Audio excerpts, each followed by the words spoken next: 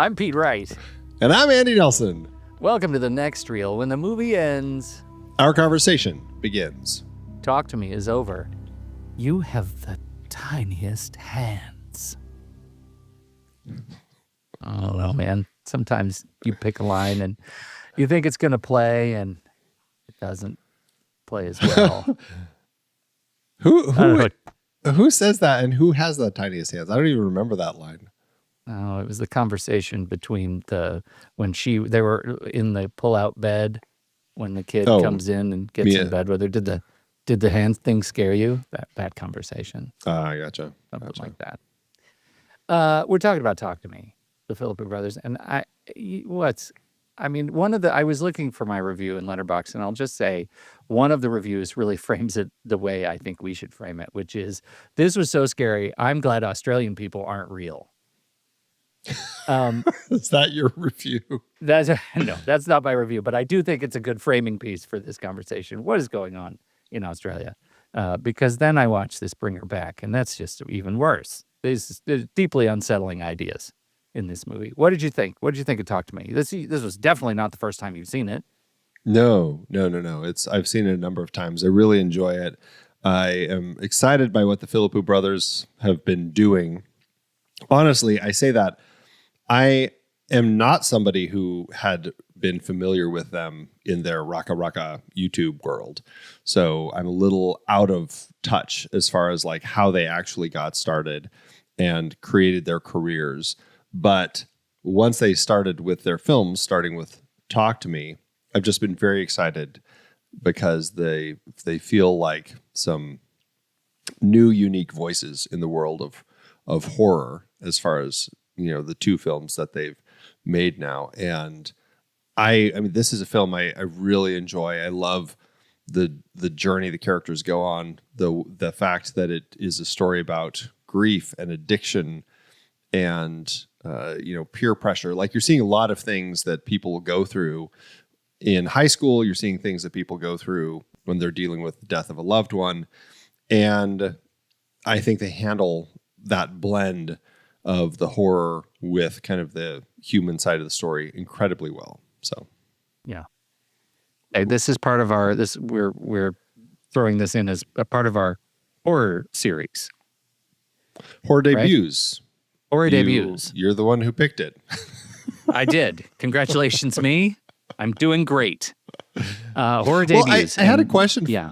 I had a question for you for that, because I'm just curious. And this is the end of our season, adding on one new episode to the Horror Debuts series, which we did a few years ago. Every prior entry, when we first did that, had been directed by a woman or a directing pair, one of which was a woman. This is the first all-male directing duo in this series. And I guess I'm curious from your perspective, if you have any sense, it's a story about primarily our protagonist is a female. Does it feel like, is this a film where we feel like, it should have been a woman directing this? Does it feel like we're suffering with the whole male gaze thing by telling this story through the eyes of two men, as opposed to, female directors? I don't think so. I don't think this is that kind of movie. I think they made. I don't think there's that much of a male gaze going on in this movie. Do you? Did I miss a big angle? I don't think so either. I was just curious, specifically just because of what the series had been up until this point. And so I was wondering, but I also think that largely the way that these two male filmmakers tell the story is that they find a way to center it on the grief, the self-destruction, without ever feeling like they're turning it into something male gazy, as far as, I mean, even in the moments that are, I guess you would say, more intimate between characters, it's not really ever about sexual tension or anything like that, right? It's the only tension, really, the only moment that we have of sexual tension in the film turns into horror, as we have this ghost that is, sucking on Daniel's feet, as it turns out, not Rhea. Yes. Yeah, no, things are. I think you're right, and that doesn't feel really male gazy to me. The foot sucking. Maybe for some it is. Uh, I Yeah. don't know. I think they've actually created. I mean, the movie is so really dedicated to the uh, meta discussion of coming of age, of agency, of kids doing the things they want to do when they want to do them, the way they want to do them, and the conflict that exists between parents and children and what parents want of their kids and count on their kids for, and count on and developing responsibilities. And I think Mia's story of not just that agency angle, but coming to continued grips with the death of her mom, living with her dad, trying to figure out what their way forward is, and really counting on Jade's family, Jade and Riley and their mom, as kind of an island for her grief, is really the important message. It doesn't really end up being so much a story about using sexuality as a kind of language of coming of age in this movie. It's too busy doing other stuff. Yeah. Is what I'm trying to say. It's not It Follows or something. Right. So, premise: have you ever grabbed the cursed hand? No, it was never at any parties that I attended. Well, I mean, this is probably I don't know if later. that's The death of the psychic happened much after you were at those parties. Just Was as it? an aside, was there ever a cursed object at any of the parties that you I feel attended? like, I don't know, did I just go to all the wrong parties? Should I have gone to more Yes. parties that ended up having cursed objects? Or is that a win or a loss? Like, I don't know, which side do I fall on here? I also had no cursed parties. I think there was one point when I was very young that they tried to make me go in the bathroom and say the thing Bloody Mary in the mirror, and I probably didn't do it. I don't remember. Maybe I just blacked out and actually saw dead people.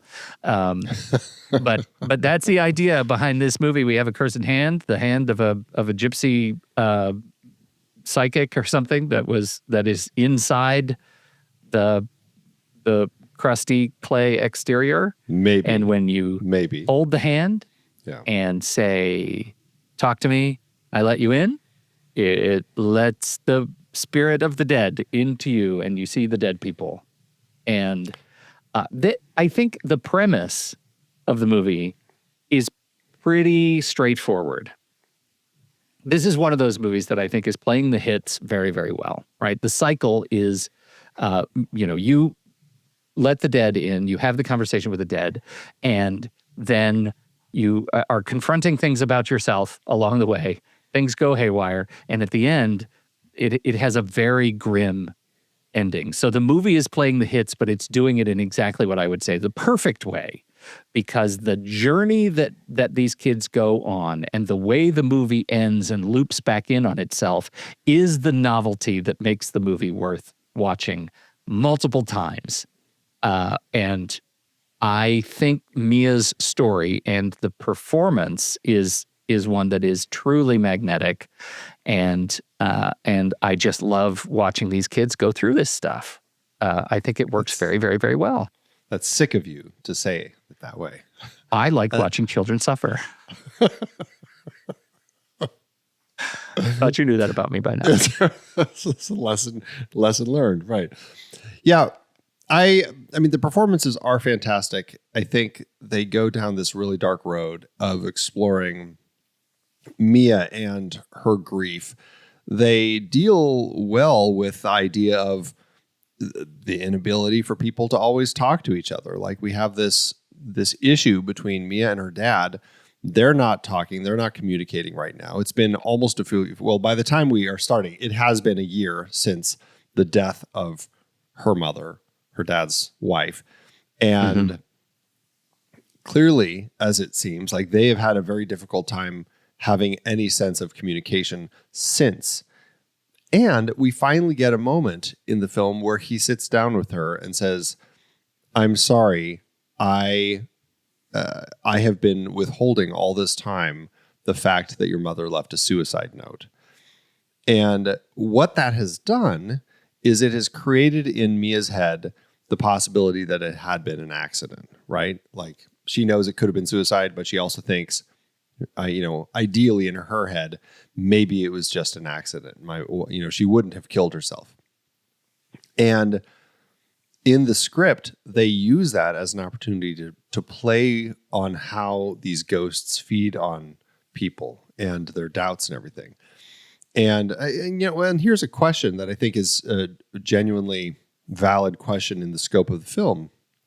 Her mother, I think her mother's name is Rhea, appears and has a number of conversations with her.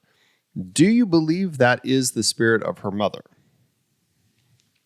Yeah, I think you've just asked one of the several, I think, open questions that I don't believe the Philippous want us to have a clear answer to.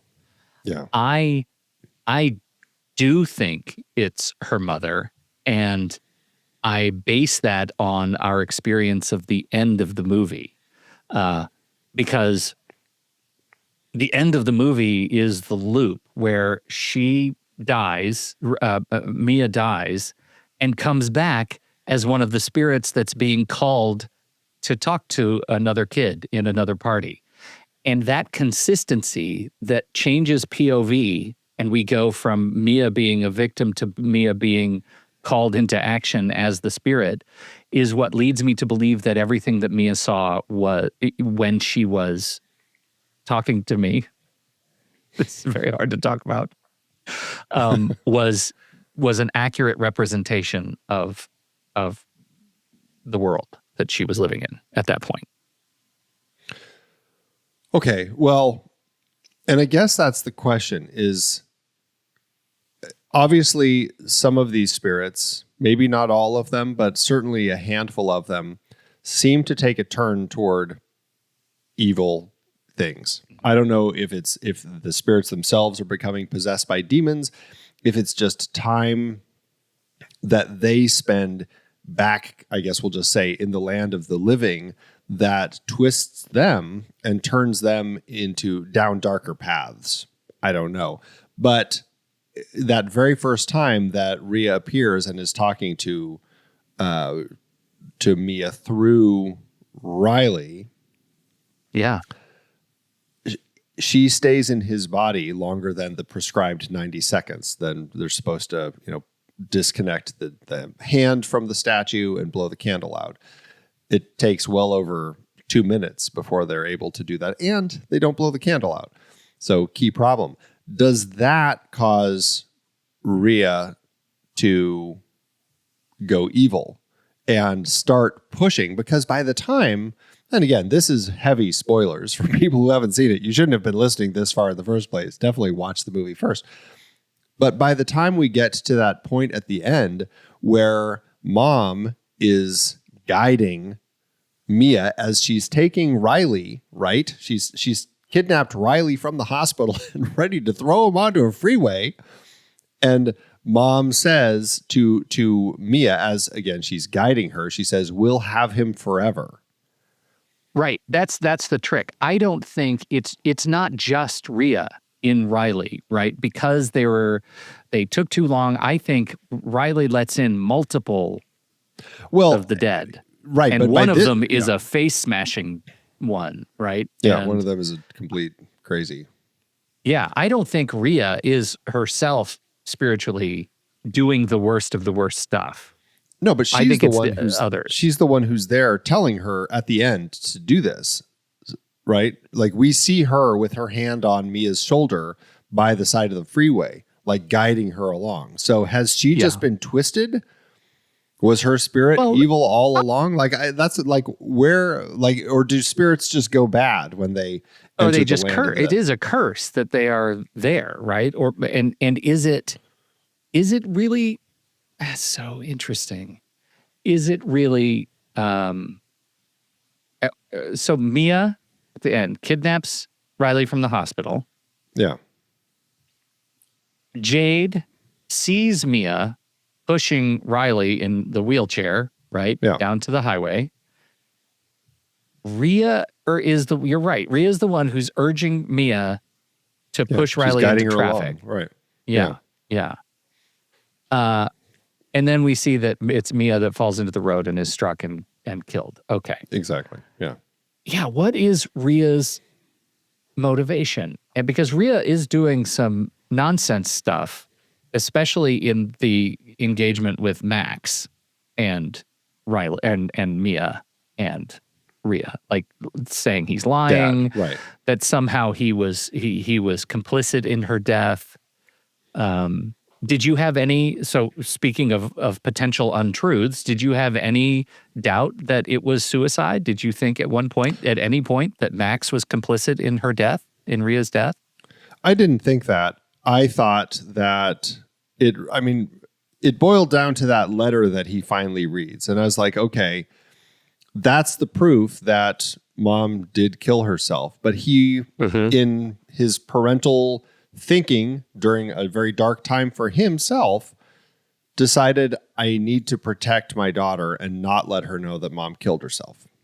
Right. Not let her know that she went down this dark path, which again twists Mia into thinking, well, it could have been an accident. And that lets the ghosts, these spirits, twist Mia and I mean, including Rhea when she's talking to, in that scene where Max is there and Rhea's like, no, he's lying. It's all, like I didn't do any of it. Yeah. I think that it was fully a suicidal instance. And I think that the spirits are using it as an opportunity now that they've spent enough time in Mia to be able to twist her. They are constantly twisting the facts and using whatever they need as far as how they can get to her to essentially get her to do the things they want her to do. I think all of Rhea's motivation is wrapped up in the fact that we agree that she killed herself. She was already in a place of being damaged and sort of cursed as a living, and then she kills herself and she is only that much more damaged. And I think that's the piece that makes her. So I believe she is real. I believe it's her taking part in some of the worst of the worst and getting progressively worse, but doing it with the language of love. And I think she is, and I honestly, I think bring her back actually is another sort of data point. It's more evidence that these guys are making movies about mother trauma, right? Yeah. And this is very much a part of that, and that she is damaged. She had a damaged relationship with her daughter. She took her own life, and this is the curse that she's living under, and is motivated. It motivates her relationship with Mia, in the afterlife. Well, yeah, but I don't know. I'm so torn because sometimes I think that can't actually be mom. Like that can't be mom's spirit doing all of this. And sometimes I'm like, is it a malevolent spirit disguising itself as mom because it knows how easy Mia is to manipulate by posing as mom? But what evidence do we have in the film that is something that they do? Just the fact that mom is telling her to do these things. Like that seems so contrary to what a mother figure would do that it seems much more in line with all of the evil spirits that we see that are tormenting Riley when the spirit lets Mia in so that Mia can see what's actually happening with Riley. And it's like this freaky demon orgy where they're all like ripping his body apart and everything. And Yeah. I just feel like mom, whatever she is, seems much more in line with the demonic cursed sort of spirits that we're watching there rather than the actual mother. See, I guess I see those as both being true at the same time, that it's mother in a cursed state. Yeah. Right? Like she's not well. She's definitely not well. What got her she's there very is pussy. not. Oh, dear. They're rather gross. Yeah. Yeah. Well, they're very it's pussy, swole. because many of the spirits who end up taking over bodies don't seem malicious, right?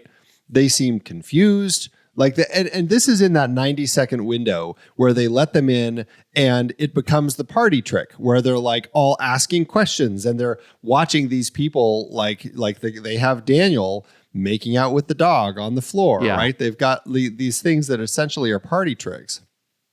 But it doesn't seem to really twist until after somebody has been in your body for more than 90 seconds. And it allows, well, I shouldn't say that.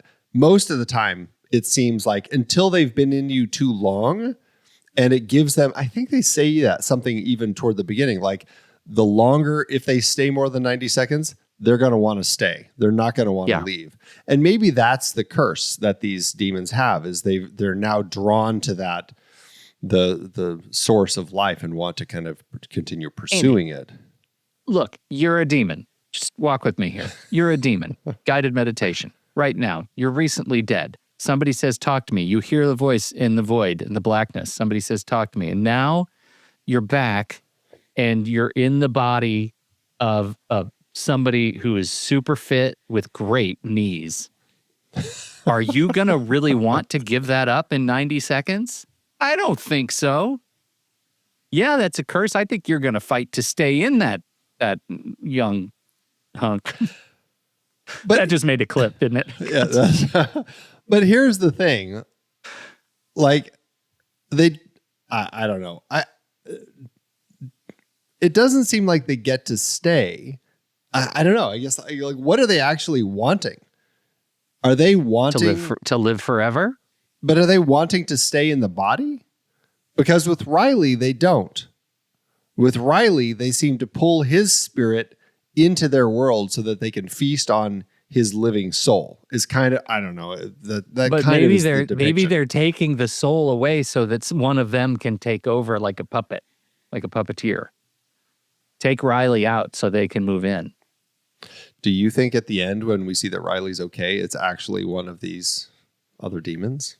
I didn't before this conversation, but now. I guess the bottom line is it's a little unclear as to how this world works. But is that a criticism? Like, well, is that a criticism to the point where you're downgrading it? And no, not at all. But I do think it lets you ask a lot of questions of it. And I think smartly, I mean, there is a story of how the brothers were, when they were initially trying to get funding for this, I believe it was a Hollywood studio that they were talking to who said that, we'll fund the movie, we'll release the movie and all this, but you need to give us a better backstory for this hand so that we can so audiences will understand what's actually happening. And they're like, nope, peace out. We're going to go find another way to make this movie. Yeah. And I think that speaks to how many studios and people approach these sorts of stories. It's like, we want to make sure that people understand this. And I think what they smartly figure out is we don't want people to understand it. There's not really a clear way that it's put together. So we're just going to make it really haunting by doing it this way. And in the end, I think it works better that they told it this way. Yeah. I mean, the kids who are doing it sure as hell don't understand it. They're just trying to stay alive, trying to stay whole. And I do think having a lot of these questions be the kinds of questions that we can't answer allows us to focus on what the movie is really saying, which is, let's look at how these broken people are dealing with their grief and let's go ahead and use, the language of horror to be the metaphor for things that are much harder to talk about. And I for one am down for those conversations. And I think any of the mechanics that try to describe why these, specific paranormal events are happening, they're just going to go over your head anyway. They're just nonsense. And what we're looking at is a very troubled young woman who is trying to reconcile the fact that her mother took her own life and wonder, did she have any part in the motivation that her mother took her life? Does she have to live with that kind of guilt and shame? And, what's her relationship with her dad going to be like? And is she going to be able to keep her best friend because of what happened to her best friend's little brother? And, how is she going to get on in the world after this? That's the nuclear emotional bomb that this movie sets off, and how the hand works and why the spirits do what they do does not matter at all. Yeah, I agree. All right, we're going to take a quick break, but first, you can find the show on YouTube, and you can join us live when we record. We'll even take your questions in the post-show chit-chat, and members get the full post-show conversation and always know what to listen to next. Once again, subscribe to The Next Reel on YouTube. The link to this episode is in the show notes. Maybe you should try your nose this time. Maybe, yeah. I want to ask you a question about the ending. Can I ask a specific question about how we should read the ending? Sure. Because in the scope of the film, this is something that I do struggle with, and I am never quite sure if this is one of the issues that becomes one of the things that makes it harder for me to rate higher. Who gets off the easiest at the ending is the way that we see the ending. It's a little ambiguous how Mia ends up in the road. Does she throw herself into the road? I don't think it's Mom. Probably not Jade. Is Riley in some capacity conscious for a second and does it? I think it's just Mia. But if Mia is the character who I guess we'll say is our change character in the story, is it kind of too late in the story to have our change character actually make a change? And then, of course, it leads to death anyway. And the other question is there some reason that it changes the outcome in the story? Or does this feel like a little bit of a filmmaker cheat? Why, by throwing herself into the road and killing herself, does suddenly that release Riley from the demons holding him? Right? Like, I don't know if I understand exactly how that works or why it plays that way, Like, does it make sense to you? No. No, it does not, because I've watched the movie. I think this was the third time I've seen this movie, and I've never actually looked at it from that perspective, from Riley's perspective, because I'm kind of infatuated with Mia as a change character, getting her last act of change being not to do what her mother is asking, right? Like, she spent the whole movie chasing around the spirit of her mother to build, presumably, the relationship she didn't get to have when her mother was alive, and then running from these spirits and trying to fix Riley and all that stuff. And at the very end, as gruesome as it is, she does not do the last thing. She does not throw Riley in front. Instead, she throws herself in front of the truck. She loses her life, and I just forget about Riley. Because I think hers is a last act of kind of bravery, and then then she resurfaces and discovers the other side of this whole spiritual exchange. And how does Riley get liberated? I can't answer that question. I don't know. Why is that liberating? Was this an effort for her mom, the spirit of her mom, to take over Riley as the easiest way to get in, to just kill Riley once and for all? And then when Mia kills herself, she becomes the vessel? No. Was her, oh man. What? I don't know. I can't explain it. Everything I say is just going to tie me in more knots. It's going to get really ugly. Yeah. I don't know. Do you have a hypothesis here? I don't. And that's honestly one of my struggles with the film is like, I feel like by ending the film the way they do with Mia. I mean, honestly, I love the ending. I love how we end up following Mia through kind of the spirit realm, returning to the hospital to see, okay, Riley, it's been clearly a passage of time has happened because Riley is better and talking about, oh my God, I'm so behind in my classes and all that. Her dad apparently didn't die and he is in the hospital and he's hopping in an elevator to leave. She doesn't get to leave. And then, as you said, she goes down the dark path leading to she is now on the receiving end of the hand at a party. And I just feel like by ending it that way, it's great to follow Mia and see exactly what's happening here.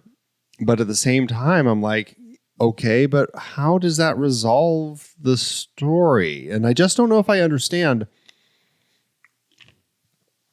why suddenly it's okay, And I guess that's, I don't know. It ends up being a struggle I have. Yeah. Yeah. Riley's just trying. That's crazy. I've never thought about that. Little embarrassed. Never noticed Riley was fine. But I mean, you see when she goes into the hospital, you see he's fine, right? Or are you not noticing that? Yeah, but I just never thought, why is he fine? How did that happen? Yeah. How did that happen? Yeah. The only thing I can think of is that in some capacity, Mia is actually the one who is more connected to the spirits than Riley is. Mm-hmm. And by ending her life, they don't have that connection to kind of keep coming back to where Riley is trapped. But I don't know. But Riley was the one who didn't get the candle blown out. Riley's the one whose door is open.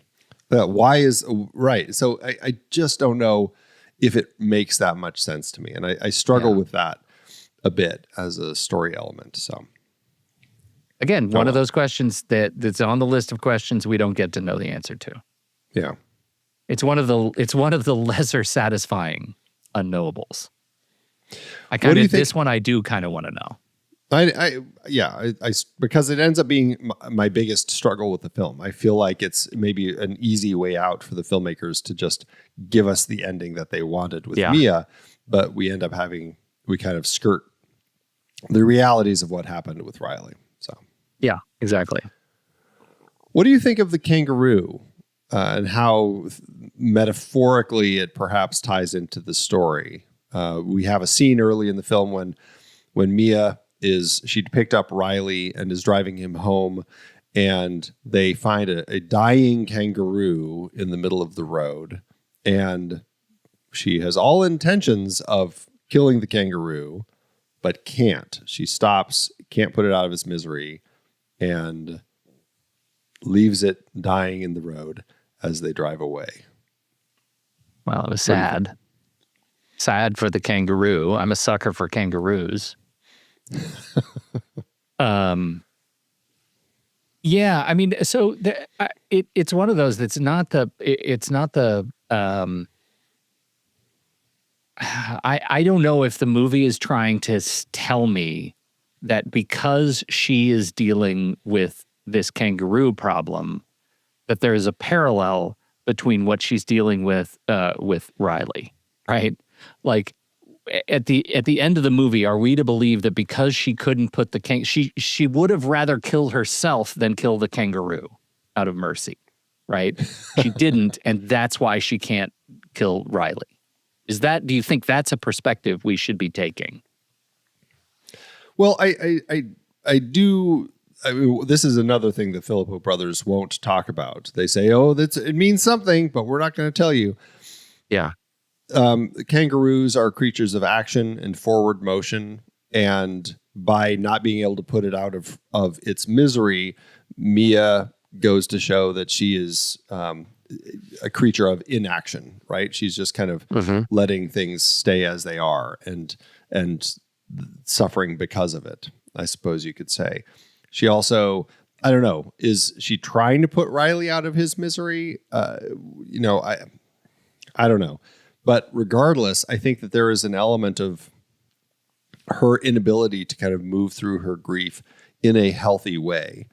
And I do think that there is a mirrored shot at the end of the film when we see her dead on the road that mirrors the shot of the kangaroo on the road. And so I do think that there is an intention of us seeing the connection between the kangaroo and her, as far as, you know, a creature that is in misery and needs to be, you know, released.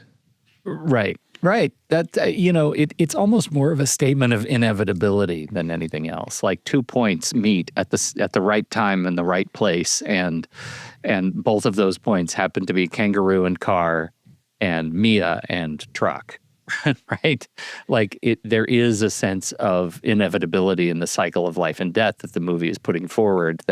This is what happens when you find yourself locked in a pattern of grief stasis. And you said it, like, she can't move through her own grief healthily. This movie is entirely about not moving through, you know, your own grief healthily. And ultimately, her act of big change is losing her life as a result of it. That's not a healthy model of dealing with grief. Yeah. Yeah, I mean, but she's definitely. I didn't think much of the kangaroo. Well, in terms of a mental model of you know, kangaroo. I mean, it shows up at the hospital, met car, right? So I feel like there's definitely something. Oh yeah, you're right. Yeah. It comes back. Yeah. It does come back to the hospital. Right. Yeah. I mean, it's So I don't know. She's an interesting character, you know, Mia, because in many ways, she does a lot of things through the course of the story that make her not likable. And if it wasn't for the fact that she's only doing it because of the grief that she's going through, she is a pretty antagonistic character, right? Like she's kind of pushing people into doing things. Like she's very much the peer pressure model that we see. Like Riley wants to do this. His sister says no. And Mia's the one who's like, it's fine. We'll just, instead of 90 seconds, we'll do 60 seconds. And then, you know, she's constantly like pushing and pushing and pushing. Same thing with Daniel when he is driving her home. She's just like, I can't be alone tonight. Like the whole thing. Like she is her own nemesis, right? She is the problem that we see. And it's interesting because we only really like her because of the grief that she's going through and because she's struggling. Because we feel sorry for her. Yeah. It's an interesting way to make your protagonist. Yeah, you're right. You're absolutely right. And I'm okay with it. I'm okay with it because I like watching her process, right? I like watching her get herself into trouble because after every one of these things, she's taught a valuable lesson. When Jade's mother hauls into her in the hallway of the hospital, that is a very satisfying sequence because Mia deserves all of it. She deserves all of it. She is at the root of this maladaptive behavior and its impact on others. That's her lesson, right? Is that she has an outsized sort of gravitational pull thanks to what she is going through, and she's not dealing with it in a healthy way. I think that's cool. I think it's cool to watch her process. And I do. I feel sorry for her. They nail it. Yeah. And I think, honestly, in many ways, there's a benefit to having your protagonist like this in a horror film, especially when they end up not getting a positive resolution by the end of the story. Yeah. Like it works really well in the scope of how they integrate Mia's journey into horror. And it becomes a dark journey as we watch her go further and further down this slippery slope to the point where she ends up, I mean, essentially, let's just say how everyone else viewing this is seeing it. She goes down this dark journey until she finally kills herself just like her mother. That's really what these other people are going to be saying and seeing. That's right. You're right. That's the outside perspective. Isn't this sad that this is 2 generations of people nearly not killed able her father. Yeah. Yeah. Yeah. Right. Can we talk about the prop, about the hand itself? Yeah. What'd you think of the actual hand? I think what's the design of the hand, the graffiti on the hand. I think it's more than just the what was the show? Was it Friday the 13th about or Warehouse 13 or one of the shows that's just looking for cursed objects? The hand kind of fits in the warehouse, and its design is doing an interesting work for the film. How's the hand hit you as a cursed prop? I actually really love it. I think it's exactly the sort of thing that you would see in Ed and Lorraine Warren's room that they have locked up of all their creepy objects that they've found over the years. Right? It's exactly that sort of thing. What I kind of love about the mythology of the hand is that apparently they hired an artist to make this hand, and just the bend in the hand, everything about it is just really kind of creepy, and it just makes it that much more disturbing.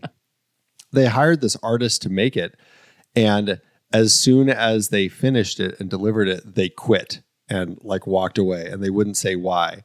And I was just like, okay, wow, that adds to the mythology of this crazy, creepy hand, because that just makes it all the more dark and disturbing.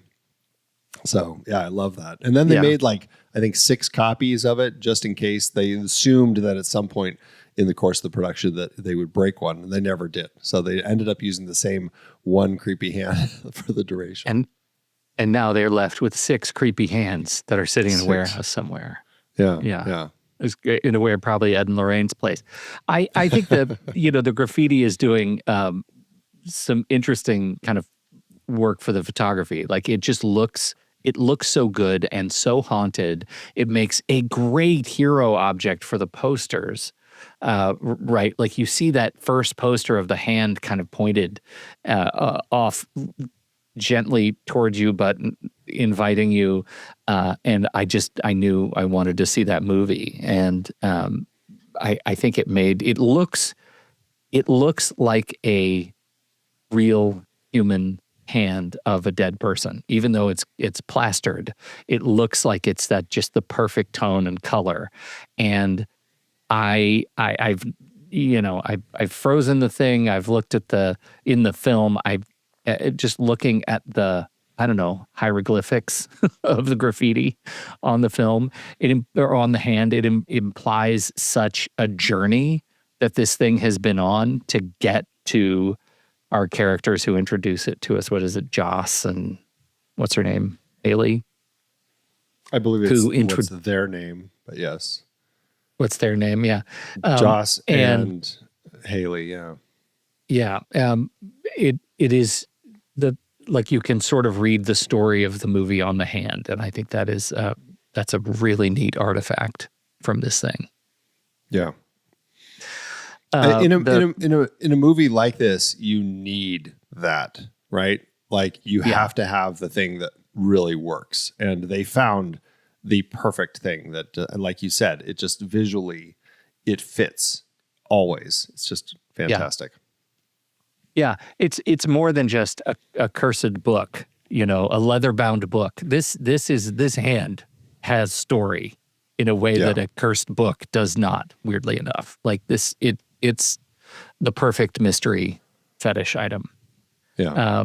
And speaking of the rest of the effects, let's see, Rebecca Barato, Paul Caddy, and Nick Nicolau on Best Hair and Makeup won a great award for Best Hair and Makeup, the ACTA, and it is mostly that headbanging sequence. That headbanging Riley sequence is messed up.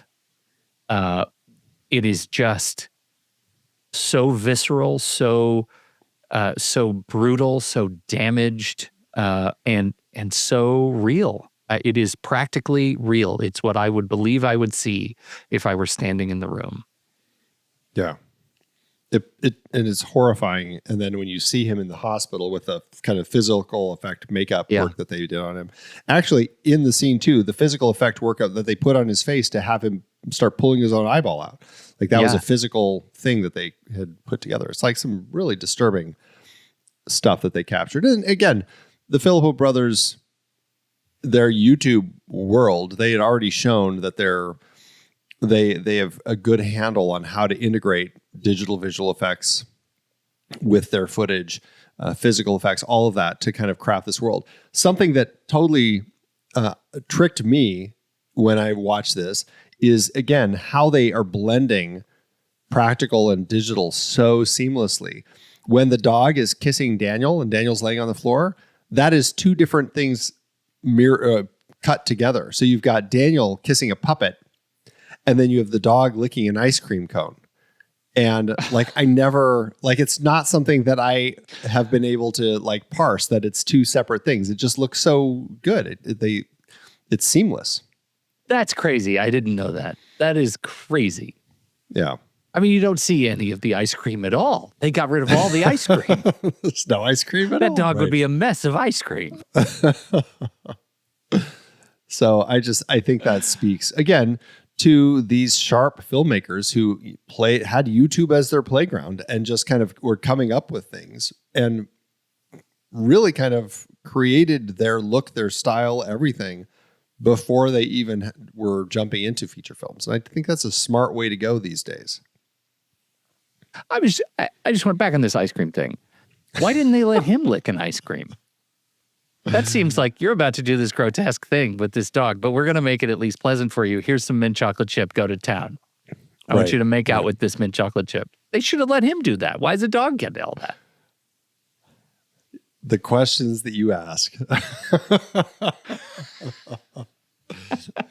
I'm going to write a sternly worded letter.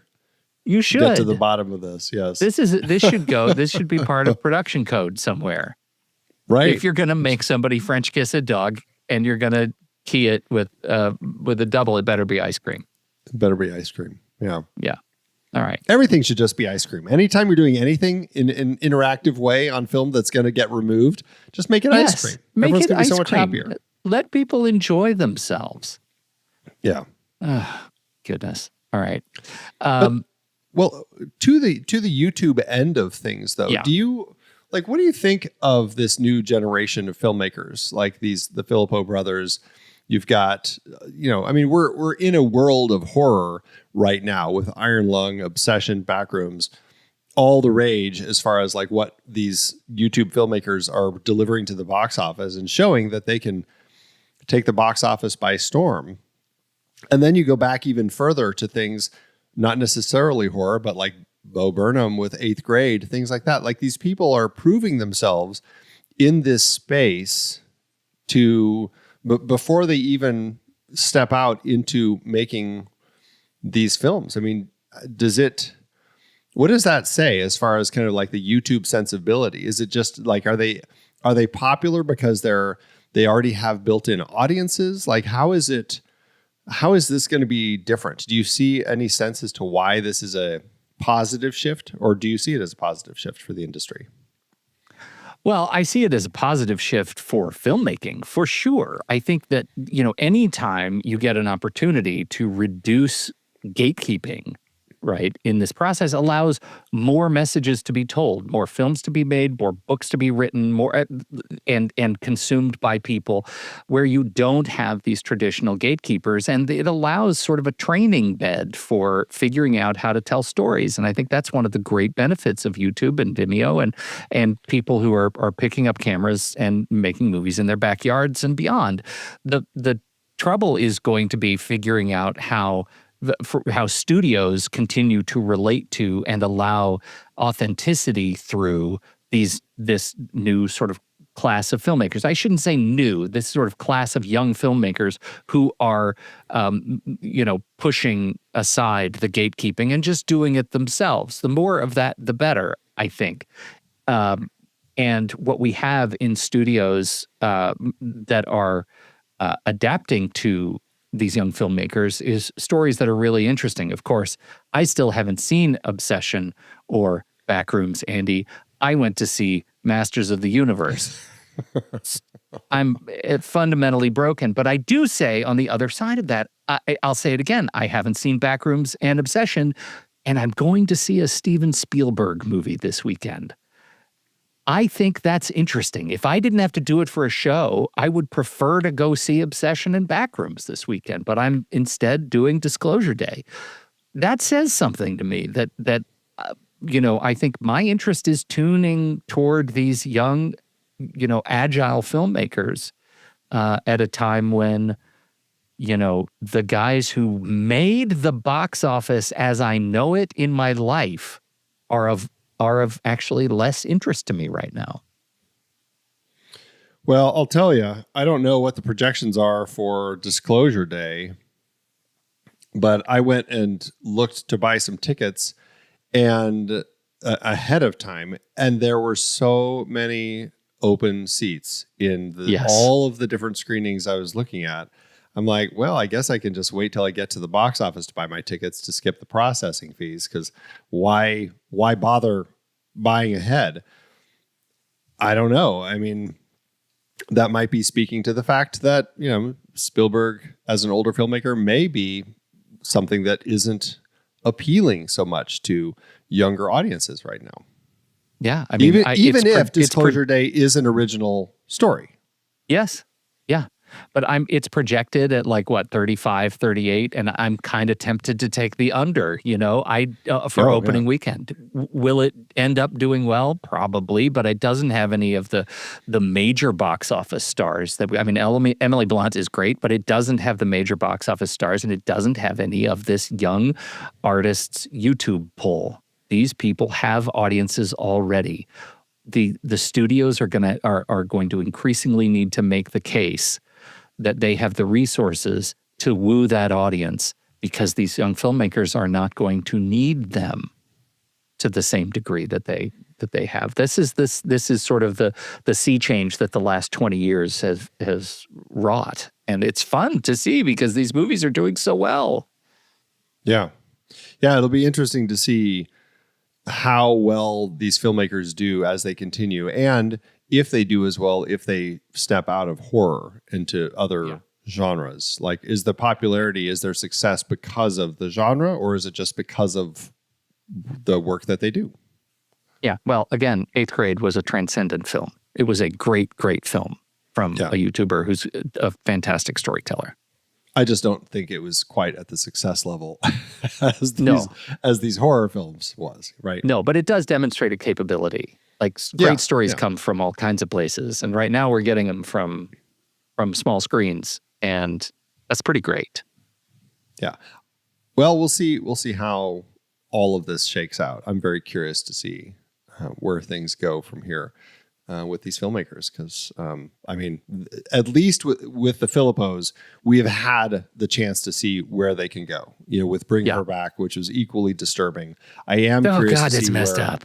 I know. I am curious to see where Cooper and Markiplier and the other guy go from here. For sure. Yeah. What's the Backrooms guy's name? Kane Parsons. Kane, yeah. So, yeah. Any last thoughts with this one?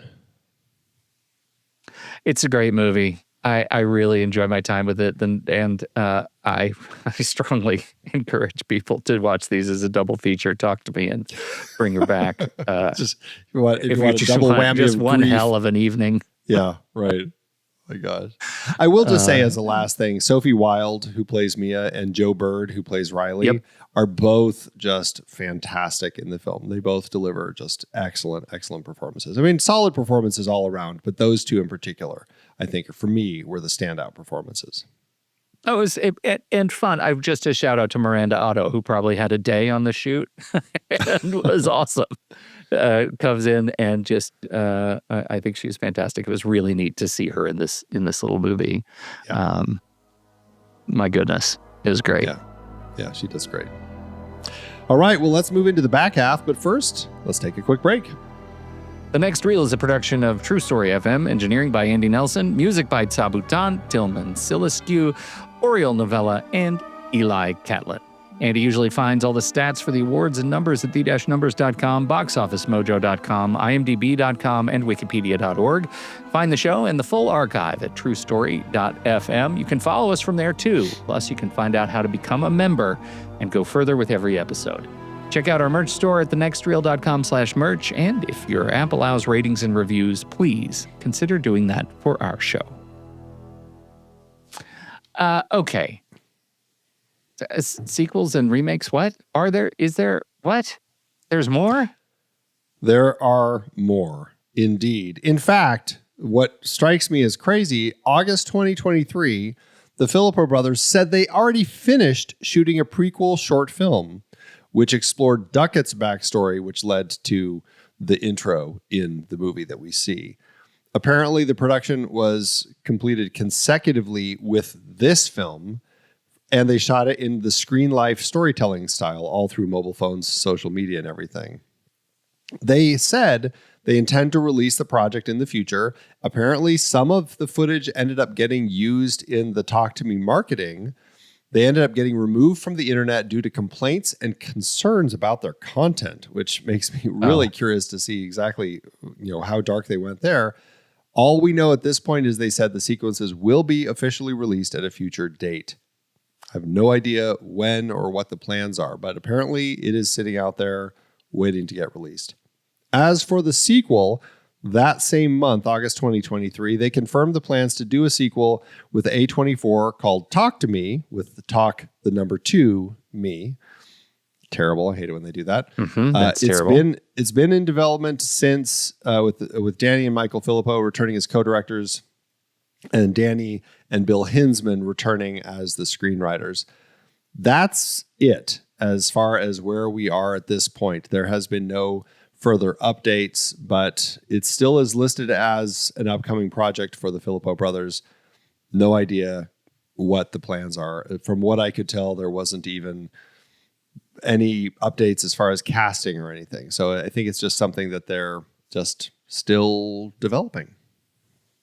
It's all Mia's world in the afterlife. We just get to see her answering calls at parties. She's just like, I just sat down. Yeah. Right. Perfect. I will say that I was, for anybody who read that Bring Her Back was ever intended to be a sequel, it was not. It is not. But it is in the same universe, apparently, that the Philippous believe that these stories happened on the same planet, country, and that's even more messed up. Like, this is a horrible world that they live in. The Philippou cinematic universe is horrible. And, well, maybe don't go to it's like the Stephen King universe. There's a lot of bad stuff that happens in that. A lot of bad stuff happens. And it's all in Maine. Yep. Like, don't go to Maine if you're in Stephen King's universe. Or Colorado. Right. Attitude Award season. This one did well for itself. It had, I forgot to write down how many it had. Lots of award nominations and wins. At the Australian Academy of Cinema and Television Arts Awards, the ACTAs, it won Best Film, Best Direction.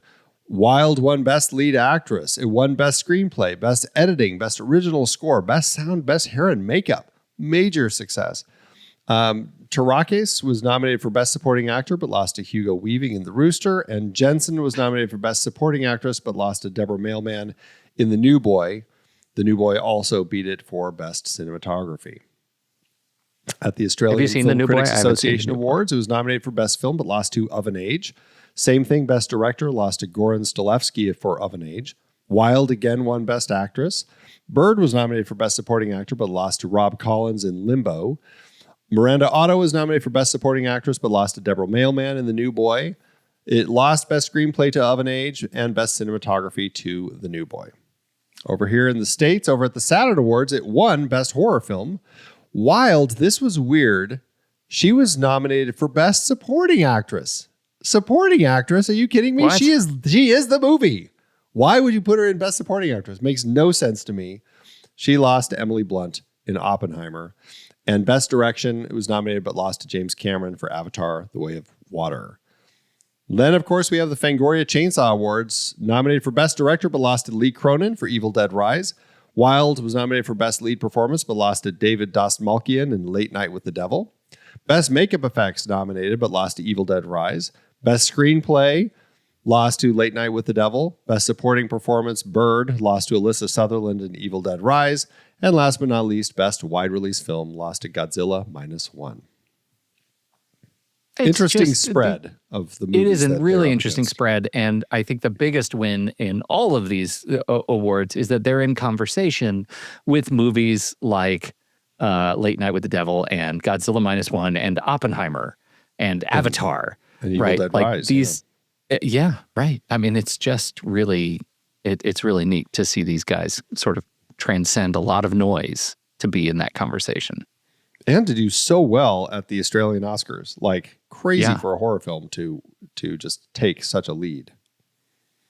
How to do at the box office? Australia has numbers, right? Sometimes they do. For the Philippou's debut horror, they had a budget of $4.5 million or $4.8 million in today's dollars. The movie debuted October 30th, 2022 at the Adelaide Film Festival in Australia, then was released in Australia July 27th, 2023, and the US July 28th, 2023, where it opened opposite Haunted Mansion and Teenage Mutant Ninja Turtles Mutant Mayhem. This landed in 6th, partially because nothing could break the number 1, number 2 hold by Barbenheimer. This went on to earn $48.3 million domestically and $43.6 million internationally for a total gross of $94.7 million in today's dollars, making it A24's highest grossing horror film. That lands the film with an adjusted profit per finished minute of just under $950,000 and earned back more than 20 times its budget. All told, that's an incredibly strong debut for these brothers. It is an incredibly strong debut for anyone. My God. What a fantastic play. I think it's a great movie. I kind of low-key love that its rules are fuzzy and that the lessons we learn are lessons for us to interpret. It just is, there's a lot of meat on these bones, and I'm so glad it's on the list. And they're about guarantee that at some point we're going to be talking about Bring Her Back. Oh, goody. Dental trauma. Yeah. Fun times. Yeah, I really enjoy this film. I always kind of struggle a little bit with some of my questions that I have at the end, but largely it delivers a great story while actually genuinely taking on grief, addiction, peer pressure, some real issues in an honest way. So definitely enjoy this one. Yeah. Yeah. All right, that is it for our conversation about Talk to Me, and that is a wrap on season 15. We will be taking the month of July off, then returning August 6th to kick off season 16 with a brand new series, Platformed Lives, where we look at people whose existence has been shaped, sold, or surveilled by the systems built around them. We are starting with Peter Weir's 1998 film, The Truman Show, in which a man slowly discovers that his entire life has been a television program, and everyone around him has been in on it from the start. It should be a great start to a great season. And remember, members get all episodes a week early for all 5 shows in the Next Reel family of film shows, not to mention member bonus content for some of them. Learn more at truestory.fm/join. That's truestory.fm/join. And now, let's do our ratings. Letterboxd.com/the next reel. That's where you can find our HQ page where we log all the reviews and ratings for the movies we watch across the Next Reel family of film shows. Andy, what are you gonna do? I do really, really enjoy this film, but I do always end up having some issues with the end. And that's kind of where I end up sitting with it is I struggle a little bit by the time I hit the end and I'm asking myself, like, well, why this? Why is that? How did this happen? So for this, I always end up kind of 4 stars and a heart. I am there too. 4 stars and a heart, and I've always been 4 stars and a heart, and my first log on this was 4 stars and a heart, and it's a great movie. I love watching it, and it's, for some reason, it's just, that's where my heart lands. 4 stars and a heart. Maybe because of, oh boy, I don't even know that I can explain where the stars fall. Maybe now it's that ending that you have cursed me with, that you have talked to me the ending to me. I let you in, Pete. You let me in. Understand that Riley, Wither Riley, Andy, Wither Riley. Right. So, well, that averages out to 4 stars and a heart, which you can find over on our account on Letterboxd at The Next Reel. You can find me there at Soda Creek Film and Pete, that Pete Wright. So what did you think about Talk to Me? We would love to hear your thoughts. Hop into the Show Talk channel over in our Discord community, where we will be talking about the movie this week. When the movie ends. Our conversation begins.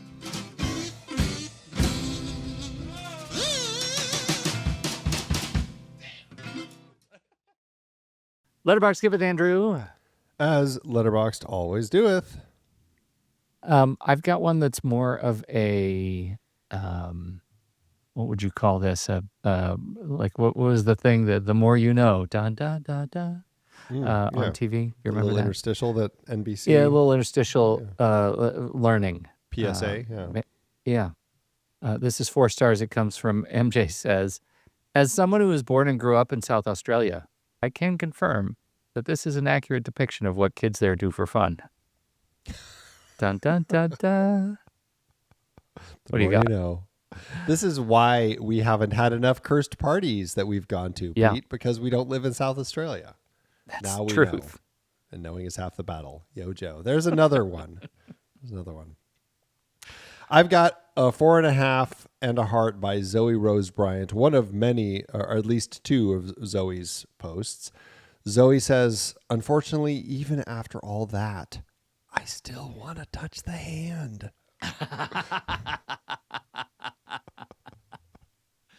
Yes, that's good. That's good. It's true. You want to touch the hand.